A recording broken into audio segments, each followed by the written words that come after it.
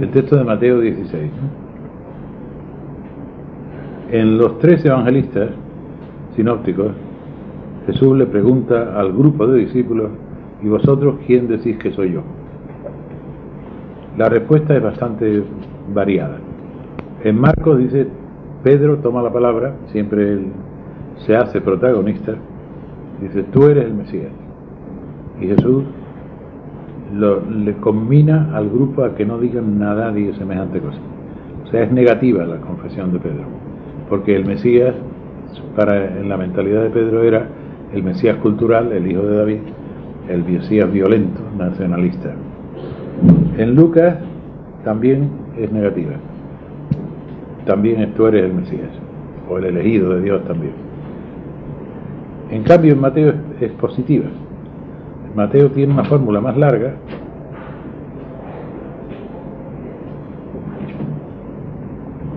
Tiene con qué modestia, ¿verdad?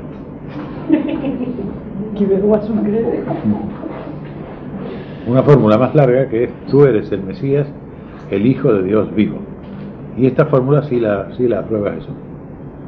Entonces dice que eso no se lo ha revelado su propia humanidad, que no ha salido de él, sino que el Padre se lo ha revelado.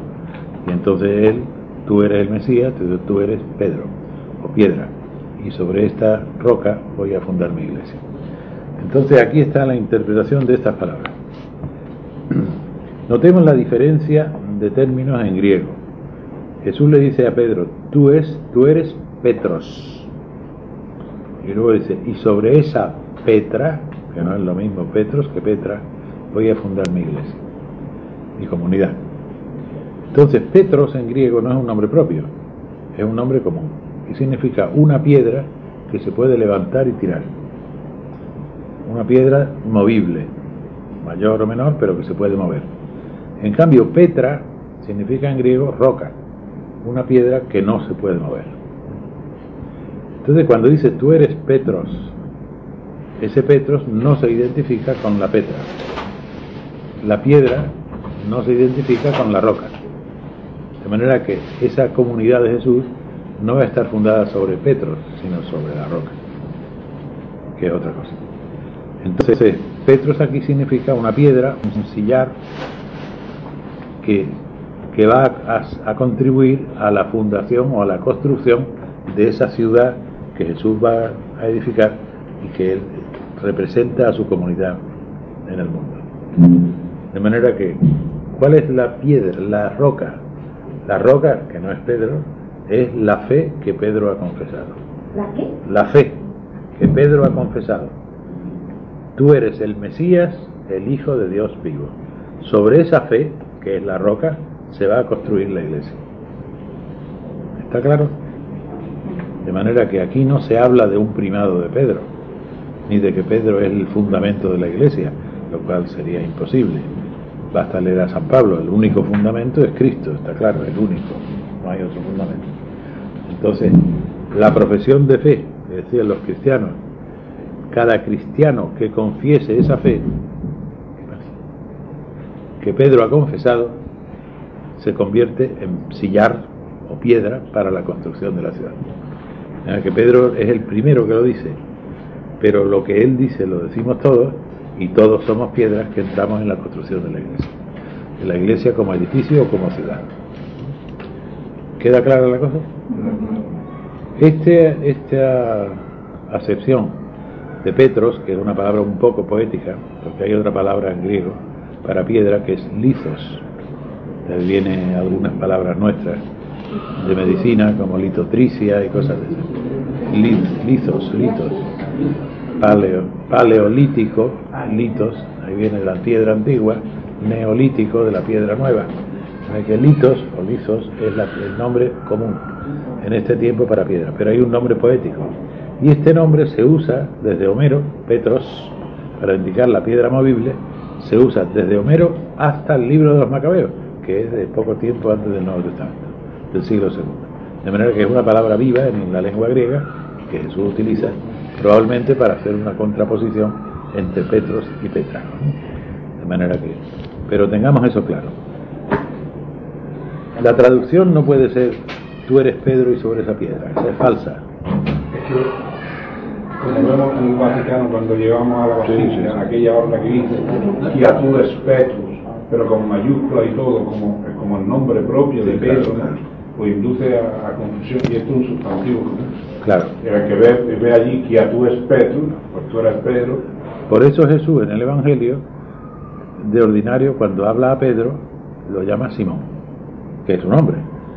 Petros sería un sobrenombre, un apodo, que en Mateo no aparece así, pero en los otros evangelistas Jesús le pone como apodo Pedro, por la dureza de cabeza. Pero aquí no, en Mateo no. En Mateo es la primera piedra, por así decirlo, el primero que va a entrar en esa construcción de la ciudad. Pero, de manera que Petros, nombre común, piedra movible, usado en toda la tradición griega. Y luego, Petra es la roca. Y la iglesia o la comunidad de Jesús, la nueva comunidad, porque es mi iglesia, la iglesia mía. O sea, había una iglesia que era una asamblea, la asamblea era la de Israel. Ahora él va a fundar la suya, su asamblea. Su asamblea tiene como base esa fe que ha confesado Pedro y que es la fe en Jesús, Mesías, no hijo de David, sino hijo de Dios vivo, el Dios que comunica vida. Esa es la... Mira, una cosa que no me queda clara, tú dices la fe, dice Petra, es la fe de Pedro. La roca sobre la cual se va a fundar la iglesia es la fe que ha confesado Pedro y que todos confesamos, claro. Pero todos, o sea, no solo Pedro, quiero decir. Pedro es el primero, pero la ha confesado él en el Evangelio. Pero no es Jesucristo. Bueno, es claro, la fe en él. La fe en él, claro, que es lo mismo que él, claro. La fe en él. Sobre esa fe se basa. Si estuviera Jesucristo solo y nadie creyera en él, no hay nada. O sea, el fundamento es la fe en Jesús como Mesías, hijo de Dios vivo, sobre esa fe. Y esto es lo que San Agustín expuso claramente. Por eso le decía, Agustín dice, no lo llama Petra, lo llama Petros, que no es lo mismo. No dice tú es Petra, tú es Petros. Hay que distinguirlo. Agustín lo pone clarísimamente. No hay el fundamento de la iglesia no es la fe, no es Pedro, sino la fe que ha confesado Pedro primero y que todos vamos a confesar. Por eso todas las frases que sigue después se aplican lo mismo a Pedro que a los cristianos. Y tú, a ti te doy las llaves del reino de los cielos, y lo que perdonares, lo que atares en la tierra será atado en los cielos. Esa misma frase la dice en el capítulo 18 de Mateo, versículo 15 y siguiente, a la comunidad cristiana entera. Lo que vosotros atareis en la tierra quedará atado en el cielo, lo que desatareis en la tierra quedará desatado. De manera que se ve perfectamente que esto de Pedro es como primero que la confiesa, pero que eso se extiende a toda la comunidad cristiana, a todos los cristianos. No hay privilegio de Pedro. Judíos no, pero muchos, parándose en eso de lo que atares y lo desatares, justifican toda la organización. Dice, bueno, como el Señor dijo que claro. Desatáramos, En la eclesiología que se nos enseña se nos dice eso. Que eso es propio del Papa, que es el sucesor de Pedro, ¿no? Claro, pero eso no. Dice que es el fundamento de la autoridad de la iglesia y del primado con respecto a las demás iglesias. Exacto. De eso nada. Esas palabras se dirigen a Pedro como representante ya de todos los que van a creer como él. De manera que eso es, ahí está la cuestión. Además que Jesús nunca dice, por supuesto, que Pedro tenga sucesores, ni que tenga un cargo, ni que los sucesores tengan eso, nada. No se dice en ninguna parte. Y eso de que sea pospascual, que haya sido introducido luego. No lo sabemos, pero no hace falta. Con esta interpretación no hace falta ninguna. Que es una interpretación filológica, claro. O sea, que es por donde tienen que empezar las cosas, ¿no? Por saber qué es lo que dice el texto en el original. Cuando nos enseñan en hermenéutica, primero acudir a la interpretación literal, que es la básica, ¿no? Y después ya toca la filológica, claro. Claro. ¿Queda claro esto? A veces la institución papal. Es que cuando hay un papa, después de otro y tal. En Roma, a fin del siglo I, no hay papa, todavía. Pedro nunca fue obispo de Roma, por supuesto. Él estuvo en Roma y allí murió, pero no fue obispo de Roma. No había, en aquel tiempo no había todavía obispos así. Los obispos de aquel tiempo, los que llaman episcopos, son administradores todavía, nada más. Al final del siglo I, la carta que se llama de Clemente Papa a la Iglesia de Corinto, en el año 90-95, ahí no habla de Clemente ni de nada, sino en la comunidad de Roma se dirige a la comunidad de Corinto. No hay cabeza de la comunidad de Roma. Y cuando Ignacio de Antioquía, de la misma época más o menos, escribe su carta a los romanos, que se conserva perfectamente, entonces se dirige no al obispo de Roma, que no existe, sino a la comunidad de Roma. En Roma no había un jefe conocido, se dirige a la comunidad de Roma, de manera que no. ¿Y no había jefe de ningún tipo? ¿Cómo? ¿Que no había jefe de ninguna clase? No, habría administradores, habría una organización, Las pero eso, comunidades, ¿no? pero nada de papas ni cosas de estas. Ministerio, servicio. Claro, servicios. Las comunidades serían autónomas. Claro, digamos. claro. No se dice algunas veces en el sacramento del orden, cuando dice sobre lo que atar en la tierra quedará atado en el cielo, etc., se atribuye, pues basa el sacramento de la penitencia. Nada de eso. Es decir, no hay sacramento. Esto después lo aplica Mateo al caso de la expulsión de alguno de la comunidad, pero lo hace la comunidad, la expulsión. Porque dice, si tu hermano te ofende, entonces ve y díselo, a ver si recapacita. Que si no te hace caso, para hacer las paces, porque la ofensa crea una división, y esto es insoportable en la comunidad. Esto es capítulo 18, versículo 15. Insoportable, la división en la comunidad cristiana no se puede admitir, por lo tanto hay que repararla. Hay que repararla lo más discretamente posible. Que tú mismo, el ofendido, no esperes en tu cuarto a que el otro venga humildemente a pedirte perdón. No, ve tú al otro a decirle, hombre, comprende que has hecho mal. A ver, hacemos las paces. Si el otro se niega y se empestilla, entonces llama a 2 o 3 a ver que lo convenza. Y si no hace caso, entonces a la comunidad entera, delante de la comunidad, que se ventile el asunto. Y si no hace caso a la comunidad, fuera, porque lo que atare quedará atado. Excomulga. Lo echan de la comunidad. Porque claro, un individuo que no acepta la unión, que es obstáculo para la unión de la comunidad, pues no puede estar en la comunidad, que es una comunidad de amor, está claro. Ese no puede ser, no puede continuar en la comunidad. Él mismo se excluye, claro. Entonces, y ahí viene, y lo que atare, no se trata de perdón de pecados ni cosas así. Y en esa primera etapa que no había sacerdocio, ¿qué pasaba con la Eucaristía? Pues ¿Cómo se...? la Didaché, que es otro documento del mismo tiempo, de tendencia un poco judía, pero es cristiano, pues este dice, la Eucaristía que la presida un profeta. Es decir, profeta significa el hombre inspirado, el hombre que tiene algo que decir, y lo dice de corazón. Este es el que tiene que pronunciar la oración eucarística. No va a darle la oración eucarística a un ignorante que no sabe hablar, evidentemente. Tiene que ser una persona que sepa, y si está inspirada por el Espíritu, pues tanto mejor. Que un profeta, preside la Eucaristía, pronuncia la oración eucarística, que de eso se trata, la oración. Y luego ya aparecen obispos como administradores y un poco, digamos, encargados de las relaciones entre las comunidades. Supervisores, ¿no era? Sí, supervisor. Pero su misión era administrar y además hacer de coordinadores de las diversas comunidades de una provincia. Entonces aparece en el siglo III, en el siglo II, tenemos el ejemplo de 3 obispos.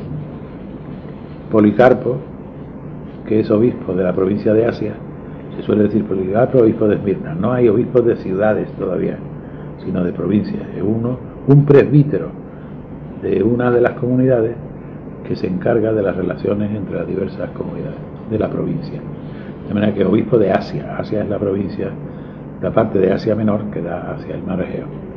Está Ignacio, que es obispo de Siria, no de Antioquía, sino de Siria, así lo dice él. O sea, él coordina las comunidades de Siria. Y está Ireneo, que es obispo de Galia, no de León, como suele decir, sino de la Galia. Él coordina las comunidades de la Galia. Esto aparece. No hay obispos. ¿Cómo? Y que tiene su sede en Lyon, ¿no? Porque Lyon No, bueno, él puede que él fuera presbítero, pero no hay sede, no hay sede porque no hay un cargo de autoridad, ¿no? Sino él sería presbítero quizá de Lyon, quizá, pero vamos, su misión como tal es coordinar las comunidades de la provincia de la Galia. Por eso es obispo de Galia, no obispo de León. son las provincias romanas las que se toman como base de la Claro.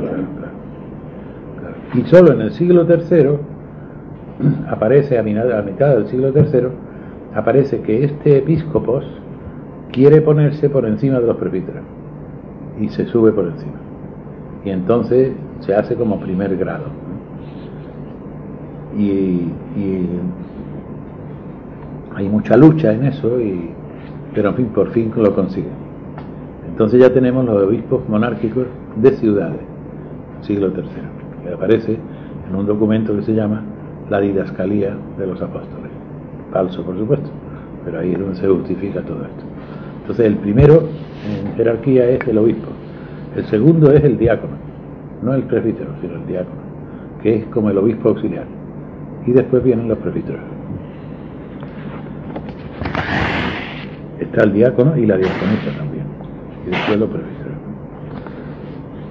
Después cambia, y tenemos que los presbíteros quieren que el diácono esté por debajo de ellos, y lo consiguen. Y entonces se organiza obispos, presbíteros, diáconos. Pero hay un diácono, el ayudante del obispo, digamos, el vicario del obispo. Ese es Se restauran las castas sacerdotales. Eso ya aparece antes, ya aparece en Tertuliano. La casta todavía no hay obispo, pero ya está la casta sacerdotal. Buna Seara.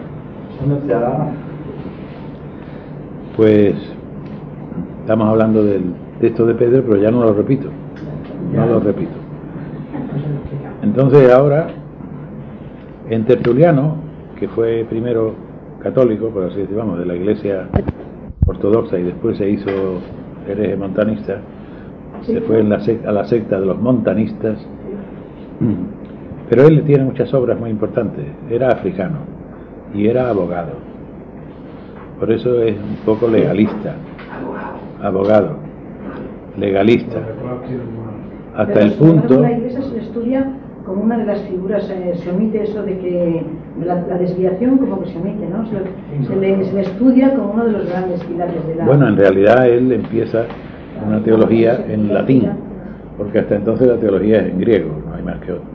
Él empieza en latín y crea, como en África del Norte, no sé de qué punto exacto era él, pero en África del Norte no se hablaba griego, allí no había cultura griega, pues ya la lengua es el latín, porque en Roma se hablaba griego. La mayor parte de la ciudad, por lo menos toda la clase baja, hablaba griego, porque eran inmigrantes. Y la celebración se tenía en griego hasta mediados del siglo III, en Roma. En cambio, en África, en ese tiempo, ya era en latín, porque allí no había otra lengua. Entonces, crea un lenguaje teológico latino. Y habla en su libro de oraciones, creo que es, de la oración, de la celebración eucarística. Y dice, bueno, la Iglesia ha instituido el orden. Ha instituido la Iglesia, no Jesús, por supuesto. Entonces, como lo mismo que en el Estado romano hay dos órdenes, que es el orden senatorial y el orden militar, y luego está la plebe, que es el pueblo, así la Iglesia ha instituido el orden eclesiástico. Todavía no se llaman sacerdotes, nadie se llama sacerdote. El orden eclesiástico. Y estos son los presbíteros y esta gente que se constituye en la Iglesia una especie de dos castas, la casta dirigente y el pueblo, los laicos. Entonces dice, bueno, cuando vamos a la celebración, pues, bueno, se hacen las cosas como se suelen hacer. Los presbíteros están allí y todo eso. Ahora, cuando la tenemos en casa, pues cada uno puede pronunciar la oración eucarística, cualquiera. Estamos a finales del siglo II. De manera que para él es normal que una Eucaristía celebrada en una casa, pues en esa Eucaristía pronuncia la oración eucarística pues, un cristiano. Ya está. Que sepa hablar, claro. Si no sabe hablar, no. Y solamente después, más tarde, cuando aparece el episcopado monárquico, que sería a mediados del siglo III, entonces ya, si hay una sola iglesia, una sola comunidad en la ciudad, el obispo la preside y pronuncia la oración eucarística. El obispo, entonces empiezan a llamar al obispo sacerdote, al obispo nada más. Pero si se multiplican las comunidades dentro de esa ciudad, el obispo no puede atenderlas a todas. Y entonces envía a los presbíteros, que son seglares, los presbíteros son seglares, a tener cada uno en una comunidad, a tener la celebración en una comunidad. Son seglares los presbíteros, no hay sacerdocio ninguno. Y solamente en el siglo IV, entonces aparece la aplicación del título de sacerdote a los presbíteros, y al obispo se le llama sacerdote o sumo sacerdote, archiereus. Eso es el siglo IV ya. De manera que la evolución no fue demasiado lenta, como veis, en 3 siglos ya la cosa se estropeó bastante, ¿no? Pero en fin, así fue. Y ahora quién la arregla, ¿no? Pues nosotros no. Nosotros podemos... Es decir, hombre, seguimos podemos, una tradición también conforme a la Sagrada Escritura, o vamos a una nueva evangelización y al retorno a la misma.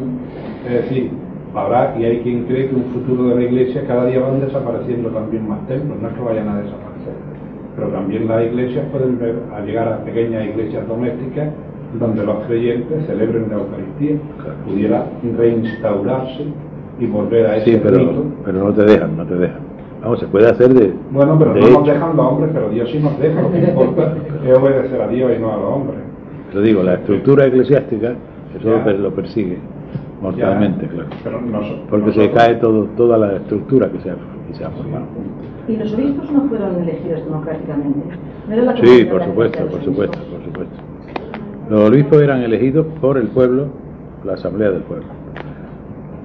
Y algunos, por ejemplo, con Ambrosio era abogado también, de los buenos, en Milán. Y Ambrosio no era cristiano. Cuando murió el obispo de Milán, esto estamos ya a finales del siglo IV.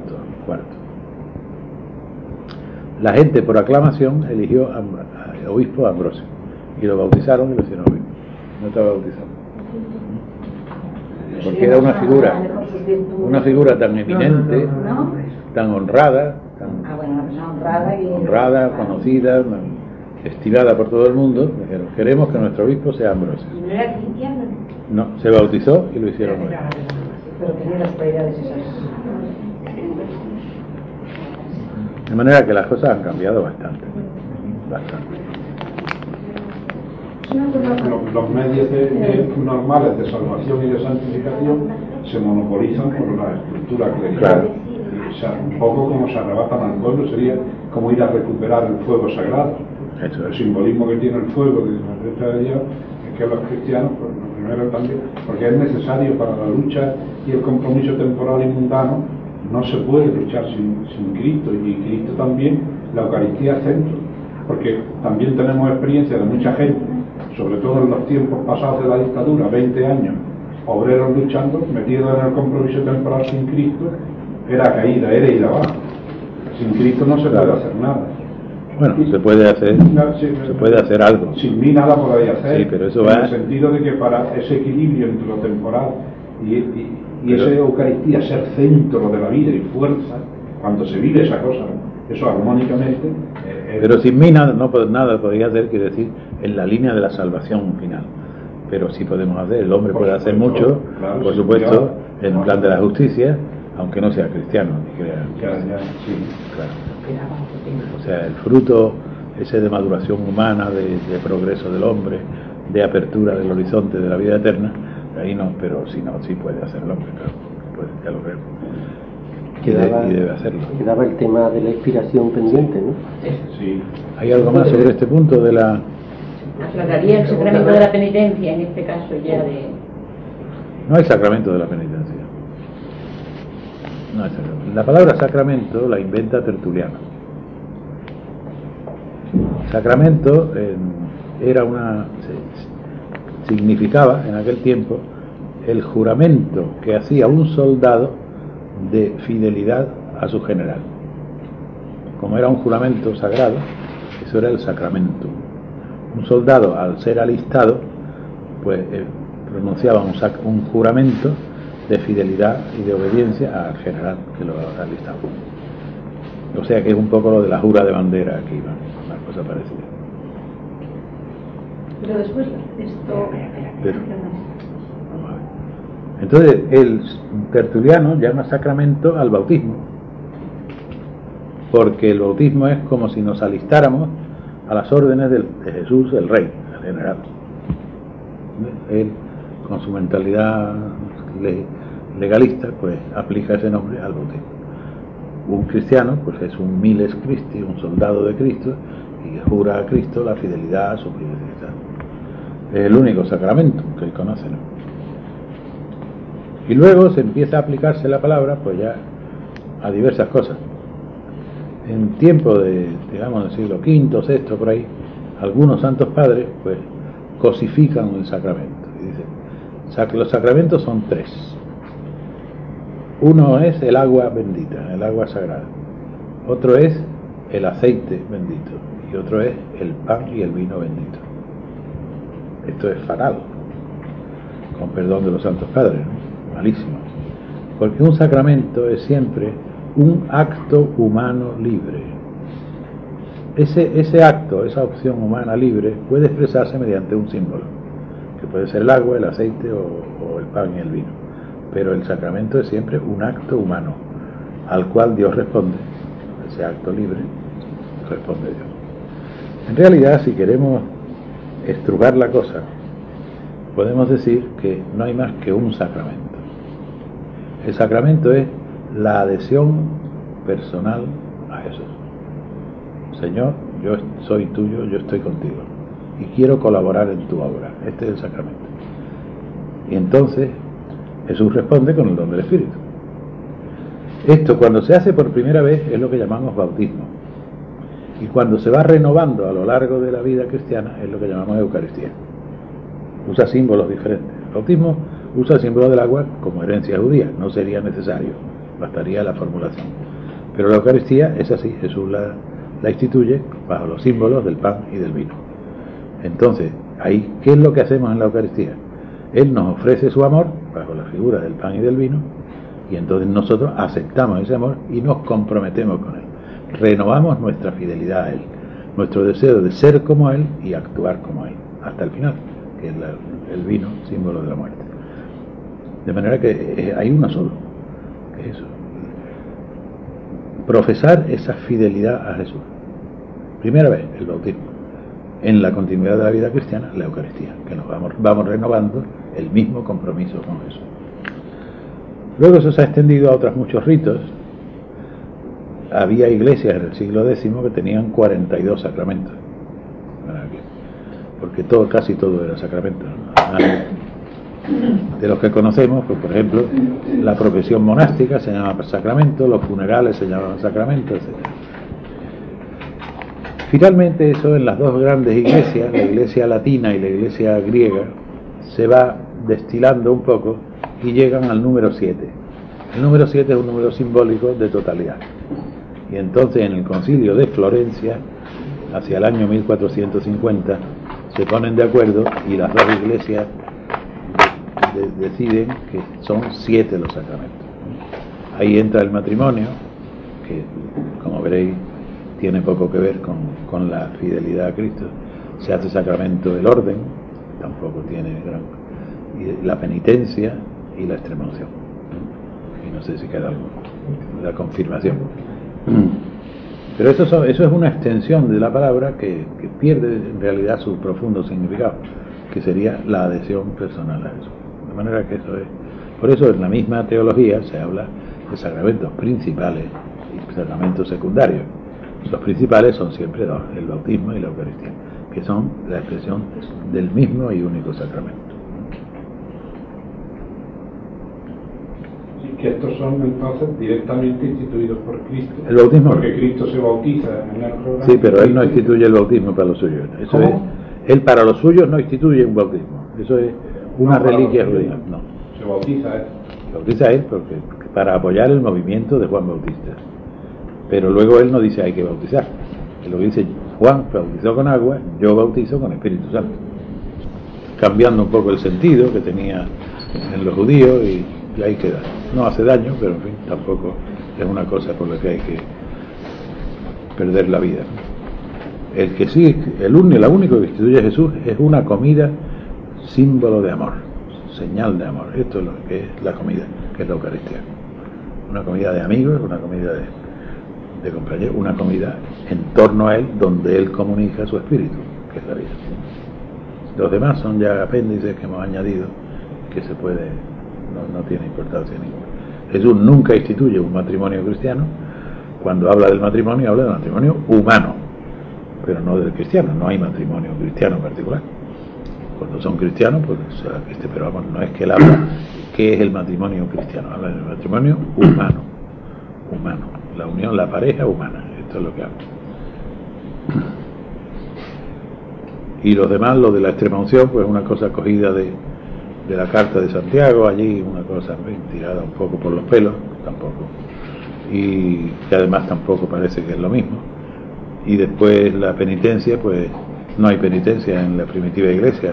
Si nosotros leemos las vidas de los ascetas egipcios, de los monjes egipcios del siglo IV, tercero y sobre todo cuarto, y se ve, llega a la hora de la muerte, a nadie se le ocurre pedir un confesor. No hay confesión, eso no existe.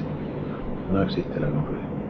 La confesión esta auricular empieza en el siglo VI con San Columbano, irlandés, que viene con sus monjes a Europa después de la invasión de los bárbaros para enseñar a los bárbaros, aquellos que no tenían idea de nada, ¿Los tarifarios? ¿Cómo? ¿Los tarifarios eran esos? ¿Tarifarios? Que hacen esas tarifas de pecado. Bueno, sí, esa ahí viene, sí. Sí. Pues para enseñar inculcar a los bárbaros aquellos que venían del norte una moralidad mínima, y por eso instituye este sacramento y tenían los tarifarios, como dice ella, tenían los pecados y las penas de los pecados. Los presbíteros del tiempo, los curas del tiempo, eran tan bárbaros como los demás, ¿no? Quizás sabían leer un poquito y cosas de esas, y entonces el cura escuchaba y dice, tú, ¿cuántos homicidios, cuántos adulterios, cuántos robos, cuántos tanto? Bueno, suma, pues 50 años de ayuno y abstinencia. Es decir, una cosa primitiva correspondiente a pueblos primitivos, y de ahí luego se saca una teoría sobre la confesión auricular.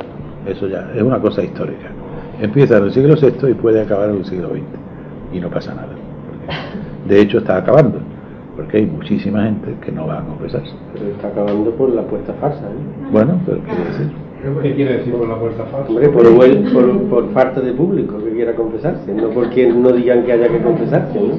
Pero también dentro de la comunidad la gente no decía sus pecados y era la comunidad la que absolvía. Bueno. Y cuando eran pecados gordos, no cuando es un pecado ñoño así. son pecados públicos, Público. no.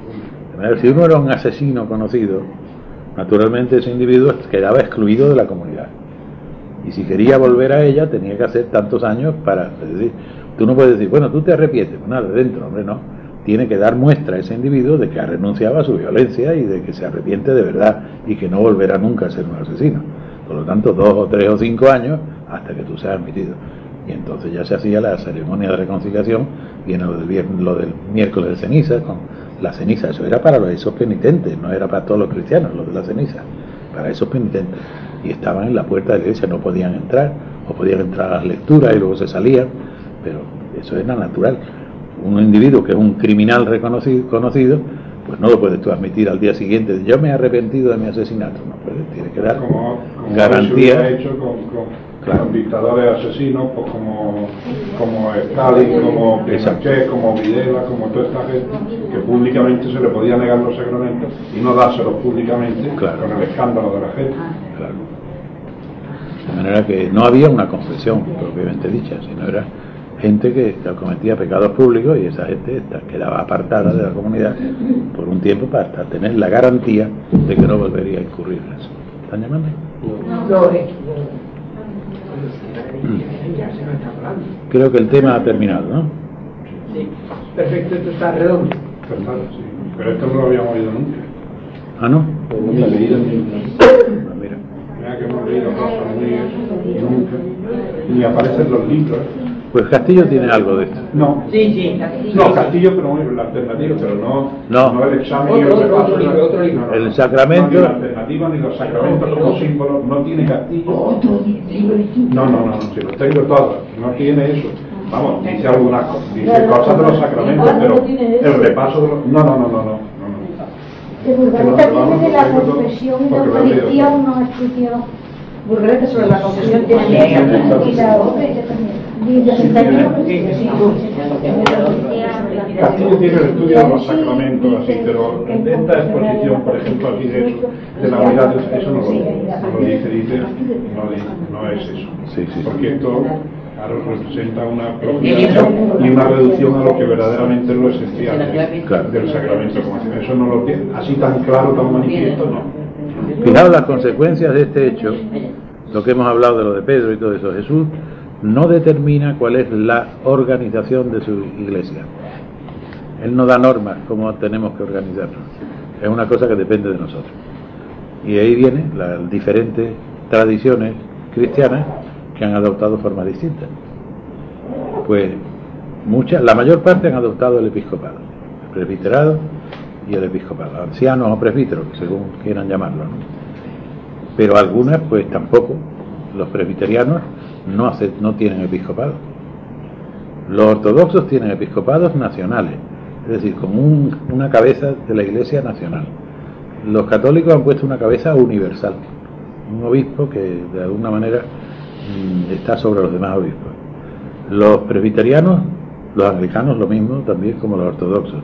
Los presbiterianos solo presbíteros o ancianos, no admiten al obispo.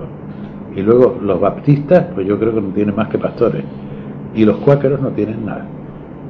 Ellos, los cuáqueros, de una sociedad de amigos. Y no reconocen, no se tienen Eucaristía, pero ningún otro sacramento.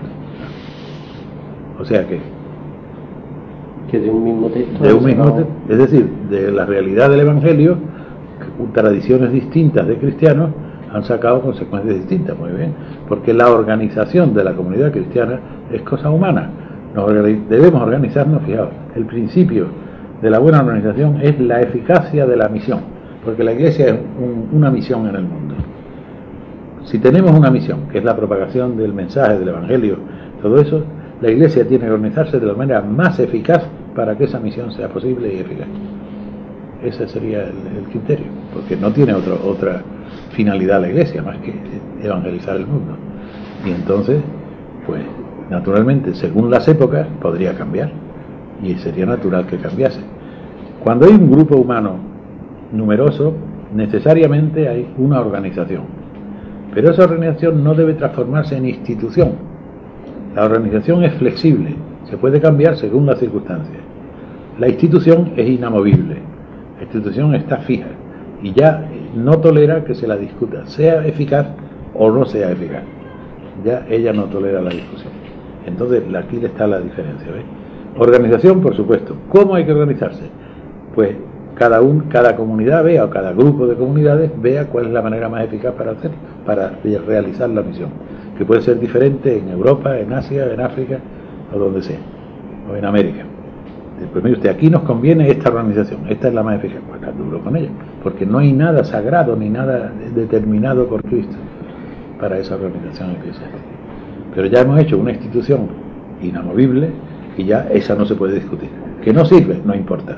Lo importante es la institución, no es la misión. Sí, por favor, y la Eucaristía que en fin, la instituye Cristo, tal cual no llega a nosotros así. Hombre, fundamentalmente sí. Porque lo que dice el Evangelio es: cogió un pan, que es el ofertorio, se lleva el pan, pronunció una bendición o una acción de gracias, que es el canon de la misa, la oración eucarística, lo partió, que se parte, y lo repartió, que es la comunión. El esquema es mismo. No, pero sí, el esquema sí. Me refiero a lo que es consagración y... Bueno, eso ya es otra cuestión. Eso es lo que... Eso es otra cuestión. No se habla nunca de consagración. Ya, por eso En el Evangelio las palabras "esto es mi cuerpo" son de explicación, porque las da cuando da el pan. Él pronunció la bendición o la acción de gracias, partió el pan y se lo dio diciendo, esto es mi cuerpo. De manera que es la explicación, son las palabras de la comunión, no de la consagración. Creo que no hay más que leer el Evangelio. Incluso si leemos en Marcos la segunda parte, la del vino, la del cáliz, pues dice, y cogió una copa, pronunció una acción de gracias y se la dio a ellos y todos bebieron. Y le dijo, bebed todo de eso porque está después de que bebieron. De manera que no son palabras de consagración, son palabras de comunión. Como ahora el presbítero correspondiente va uno a comulgar y dice, el cuerpo de Cristo. Pues le dice Cristo, este es mi cuerpo. Al dar la comunión, ¿no? Lo mismo. No hay palabras de consagración. Además, una pregunta sobre la iglesia cristiana, es decir, el sacramento de la comunión, nosotros los católicos lo concebimos como presencia real de Cristo en la Eucaristía y tal, y en la iglesia cristiana, en otros se concibe como memorial o como recuerdo, como una cosa simbólica de la... Eso lo habrás leído en Castillo también, ¿no? ¿Cómo empieza? Pues no, es una cosa que no... Y mira que lo leí, lo tengo permanentemente leyéndolo, pero no... Vamos, yo no tengo claro cómo es en las diversas... No, digo en la nuestra, en la nuestra.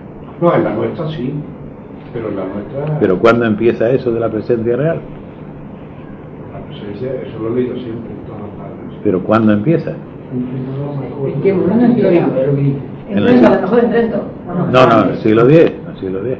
¿En el siglo X? Sí, cuando empiezan esos himnos como ha de ver un corpus, o cuerpo verdadero nacido de la Virgen María, refiriéndose a la Eucaristía, y muerto en la cruz por nosotros. Entonces, hasta entonces son símbolos. El pan y el vino son símbolos. A partir del siglo X se considera la presencia real física, pero eso es la mitad de la historia de la Iglesia. La mitad.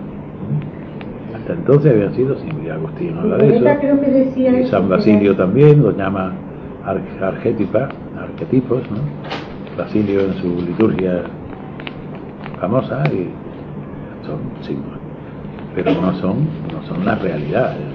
El cuerpo. Este pan representa el cuerpo, y el cuerpo es la persona de Cristo en cuanto es activa, ¿no? Y el vino representa la persona de Jesús en cuanto se da a la muerte, la entrega de Jesús. Representa, esto está claro, son símbolos de su muerte. Y por lo tanto son símbolos que transmiten su amor, porque ese es el símbolo escogido para transmitir, para ofrecer de nuevo su amor.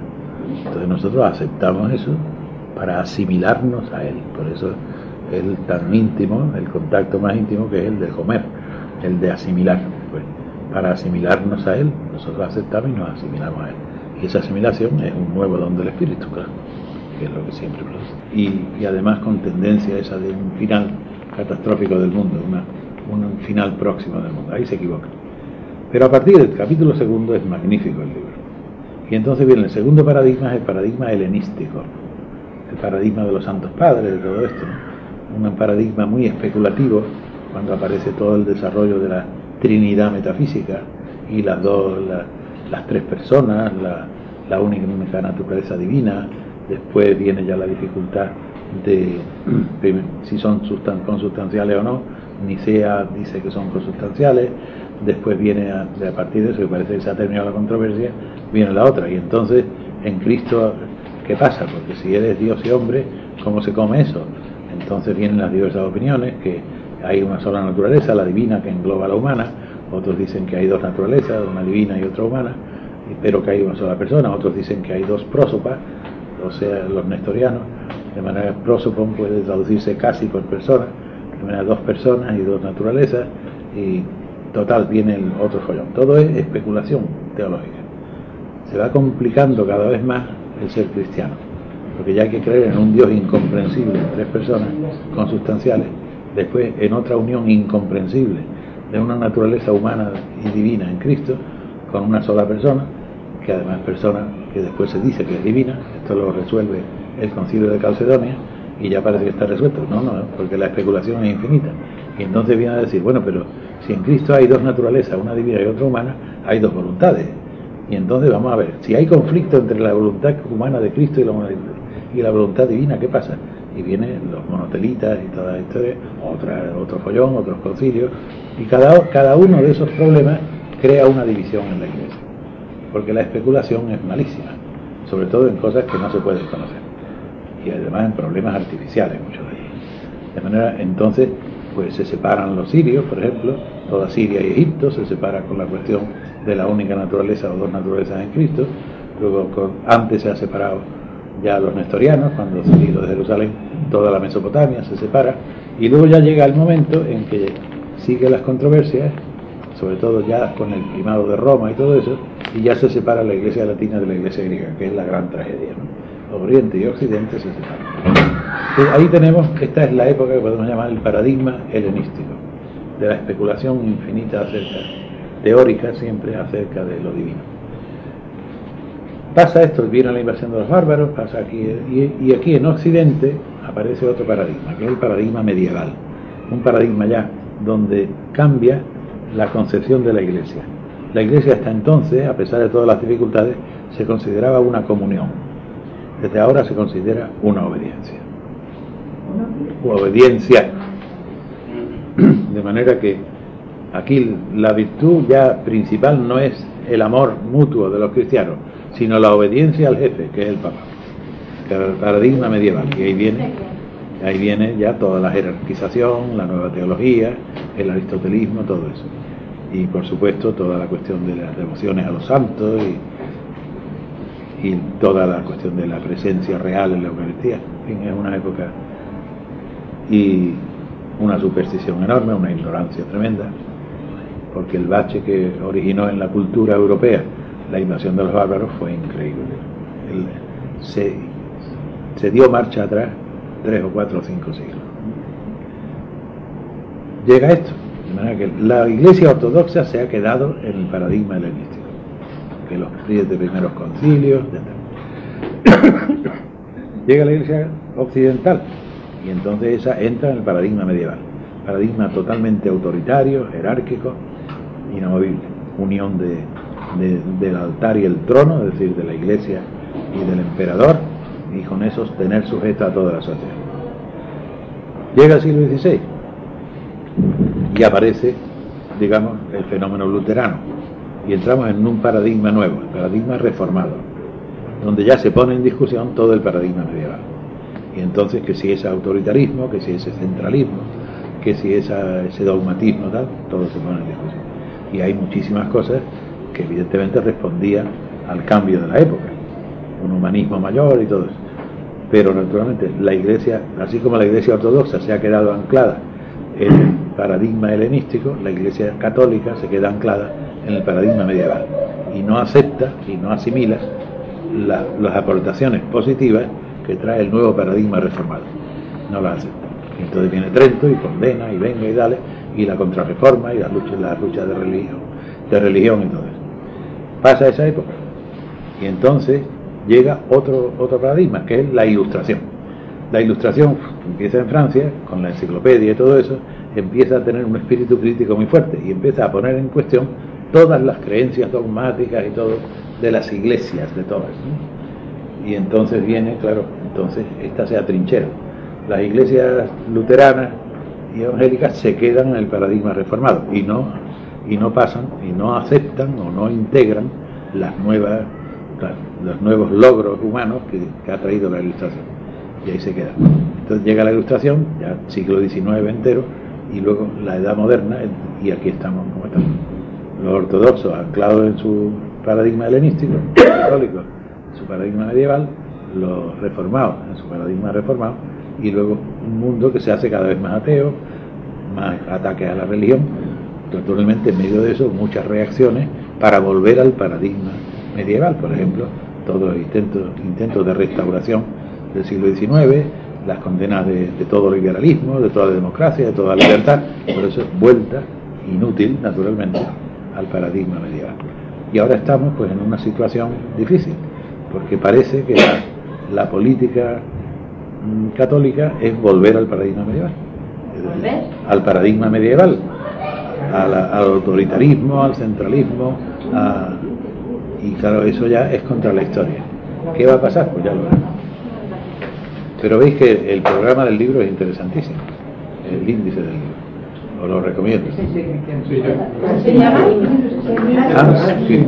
¿Cómo se llama? Ese libro, Editorial Trota. la última. Es muy caro, La cuesta última, eso. 7.000 pesetas. No es ser cristiano, sino el No, no. cristianismo. No, el ser cristiano no. Sí. Ser e historia. Sí, sí. Y él va mostrando cómo a través de todos los cambios se conserva lo esencial del ser del cristianismo, a pesar de todos los cambios que lo Sí, hacen. Cuesta muy caro, 6.000 o 7.000 pesetas. Es un volumen No, gordo, pero es interesantísimo. El pero cristianismo, ser e historia. Ahora, Hanky lo que está manteniendo siempre, y esta tarde le pasaba yo un pequeño opúsculo que tiene sobre el credo. sí. Entonces es la... No me parece muy brillante ese opúsculo, la verdad. No, pero viene repetido del ser cristiano en cuanto a la concepción de Cristo como Dios, donde está diciendo que en Cristo se manifiesta la plenitud humana que ha de servir de modelo a la humanidad. Y como modelo, lo que Dios ha querido lograr de seguir, la acción salvífica de Dios, el plan de Dios se manifiesta en Jesús. Pero Jesús no es Dios, ni Jesús ha dicho nunca que Él sea Dios. ¿Y por qué, Vuelve a recordar aquello que decía. por Bueno, qué- ¿por qué me decía a mí que soy yo bueno? por qué dice que Jesús no es Dios? ¿Cómo? ¿Por qué dice que Jesús no es Dios? No, es que él dice, Jesús nunca ha dicho de sí mismo en el Nuevo Testamento que era Dios. Bueno. Que le decían, Señor, tú eres bueno. Bueno no es nada más que Dios. Dios. Entonces, ¿Y eso cómo se traduce de verdad? pues no sé, es que lo que dice, no, es que lo que Jesús... No, vamos a ¿Cómo se traduce? los textos. Lo que Dios... El rico le dice a Jesús, Maestro bueno, ¿qué tengo que hacer para ganar la vida eterna? Y entonces, ¿ese bueno qué significa? ¿Bondad de corazón o eminencia como maestro? Es maestro insigne. Maestro insigne. Escucha. Maestro insigne. Es lo que le dice el rey. Y Jesús le dice, insigne como Dios ninguno. Ya te ha dado tus mandamientos, ya lo sabes. Como maestro no hay mejor que Dios. Dios te ha dado tus mandamientos, ya te basta con eso. Que eso es que falta en Hans Küng, como en la mayor parte de los teólogos, falta el conocimiento del texto evangélico. Y claro, pues sacan conclusiones que no son. Es que...